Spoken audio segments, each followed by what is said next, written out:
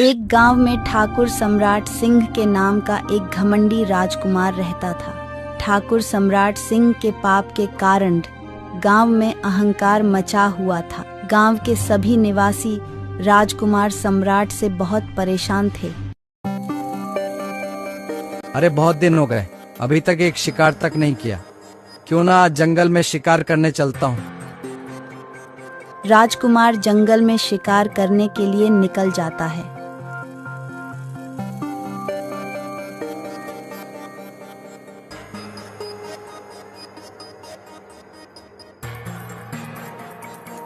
वो आज जंगल के सभी जानवर कहाँ मर गए? अभी तक एक जानवर भी नजर नहीं आया। फिर राजकुमार की नजर एक बंदर पर पड़ती है। मिल गया शिकार, अब तुझे कोई नहीं बचा सकता। राजकुमार तीर चलाता है।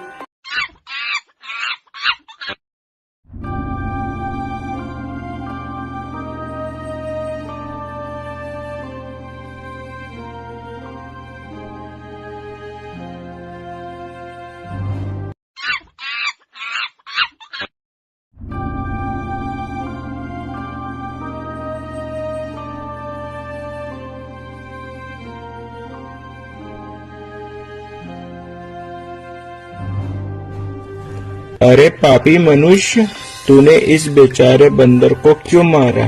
इस बंदर ने तेरा क्या बिगाड़ा था? बाबा बस थोड़ा शिकार करके मनोरंजन कर लेता हूँ। अरे दुष्ट, इन मासूमों को क्यों मारता है? इन बेजुबानों ने तेरा क्या बिगाड़ा है?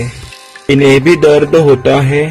तू तो अपने मनोरंजन के लिए इन बेजुबानों का शिकार करता है।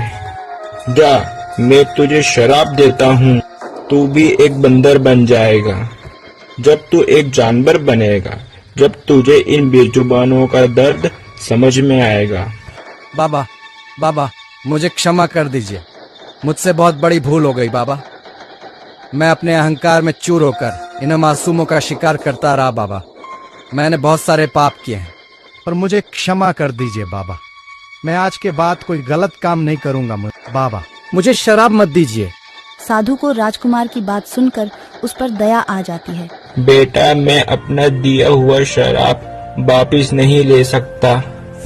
जब कोई कन्या और तुमसे विवाह कर लेगी, जब तुम्हारा यह शराब टूट जाएगा और तुम अपने वास्तविक रूप में फिर से आ जाओगे। और देखते ही देखते राजकुमार एक बंदर बन जाता है। हे भगवान, ये क्या हो गया? मैं तो बंदर बन गया। ठीक है, यही मेरे कर्मों का फल है। अब तो मैं राजमहल भी नहीं जा सकता।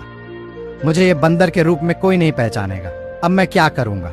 कैसे जीवित रहूंगा? इतना बोलकर राजकुमार आगे की ओर चल देता है। फिर उसकी नजर वहां रखे एक भोजन पर पड़ती है।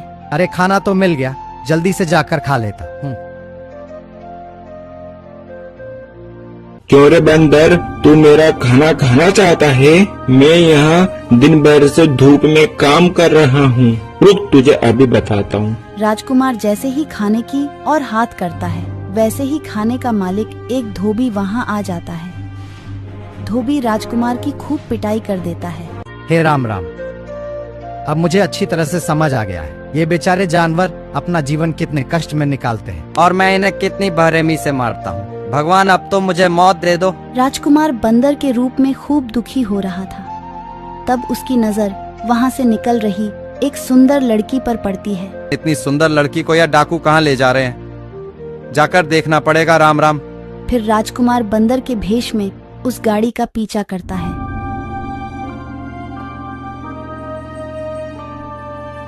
छोड़ो, मुझे यहाँ क्यों लेकर आए हो? मालिक, ओ मालिक, मालिक, देखिए आज हम किसे लेकर आए हैं। अरे तुम्हें मैंने गांव में सोना चांदी चोरी करने को कहा था, तुम ये लड़की को उठा लाए। इस लड़की का अपन क्या करेंगे? अरे मालिक, ये लड़की मैं इसीलिए लाया हूँ, अपन इस लड़की को बंदी बनाकर रखेंगे और इससे अपन खाना बनवाएंगे और इससे अपन सभी काम करवाएंगे।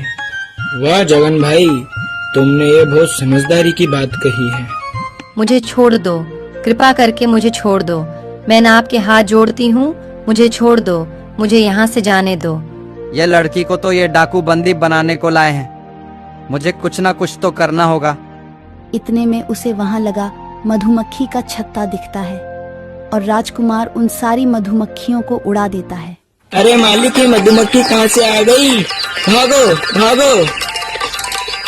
डाकू घर छोड़कर भाग जाते हैं। राजकुमार राजकुमारी को लेकर भाग जाता है। अरे बंदर, तुम तो कितने बहादुर हो जो तुमने मेरी इन डाकू से जान बचाई। राजकुमारी, मैं कोई बंदर नहीं हूँ, मैं एक राजकुमार हूँ। फिर राजकुमार अपनी कहानी राजकुमारी को बता देता है। अगर ऐसी बात है तो मैं तुमसे विवाह करूंगी। राजकुमार और राजकुमारी एक मंदिर में शादी कर लेते हैं और देखते ही देखते राजकुमार बंदर के भेष से राजकुमार के रूप में आ